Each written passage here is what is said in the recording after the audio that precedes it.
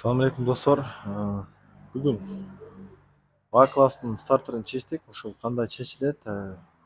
Негизи бул видеодон максат, бул стартер өтө сложный стартерлердин бирине кирет экен чыкканда. Биз дагы буну уже биринчи жолу чечип атабыз. Ошондо бир аз жеңилдик менен чыкты. Ошону бир аз бөлүшө кетели дедик. Кийинки ушул машина айдагандарга же болбосо усталар үчүн бир аз маалымат катары. Эң эле алгач мына биздин машинабыз. Машинанын көп видеодо көрдүм, мотор ылдыйга түшүрүлүп, анан кийин чечилет экен. Негизи аны чыгарып, мотор түшүрбөстөн эле мындай воздушный коллекторду чыгарасыңар. Биринчи мына фильтр салган воздухозаборник чыгарып туруп, воздушный коллекторду чыгарасыңар.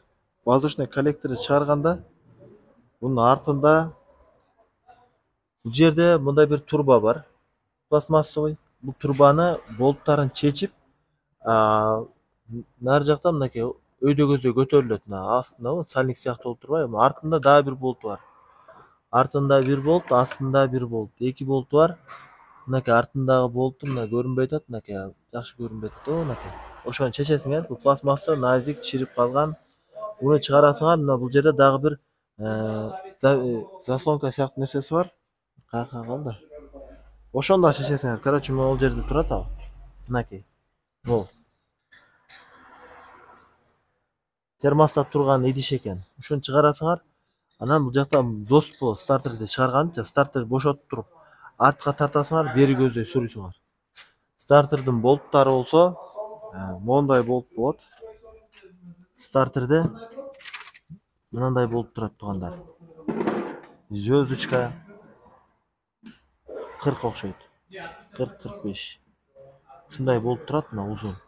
Стартердин кайсыл жагынан катып турат. Стартердин өзүнүн көрүнүшү мондай тугандар. Экөөнү тең резьба жок. Стартерден коробкага көздөй катат мондой.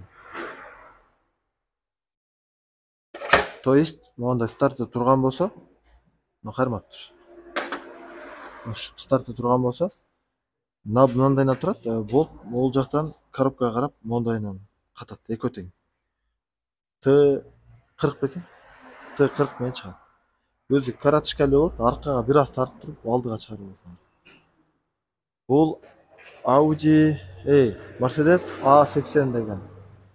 Бул анан bundan чоңу дагы Vito сыяктуу бардыгы эле ушундай болчу. Мотор түшүрүштүн кереги жок, ушул жактан эле чыгарып алса болот.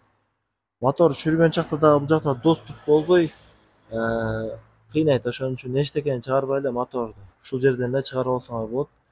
Анан бул жакта бүт нерсе көптөн бери чыкпаган үчүн чирип, моундай болуп, мынакей могу чирип кетип укаланып атат мына шлангалар. Бирок буларды салып атканда биз восстановление кылабыз. Сөзсүз карагыла, чыгарганда могу воздушный коллекторго болт түшүп кетпеш үчүн монда жаап койгула. Любой воздушный коллектор чыккан ичинде клапан бар, сөзсүз жапкыла. Болт, сол кичинекей темир түшүп кетсе, клапанды сындырып таштайт. Так, анан кийин майда чүйдө масса чечсеңер, эгер обязательно кайрадан молорду жапкандачы, муну алюминий чыгарып тазалайсыңар. Бу темир щетка ушундай нерселер менен тазалабастан эле лезвиямен акырын мунун повреждение кылбастан кырыш керек. Могу герметтерди кетириш керек. Обезжиривать этиш керек карт менен. Бул жерлер дагы ошондой. Могу сальниктери эскирип отуруп калган, буларды дагы тазалаш керек. Тазалап, местосын тазалап, сальник эскирип калган себебинен жакшылап герметтен шыбап туруп жаап койсоңор. Баарыңарга керек. Assalamu alaikum.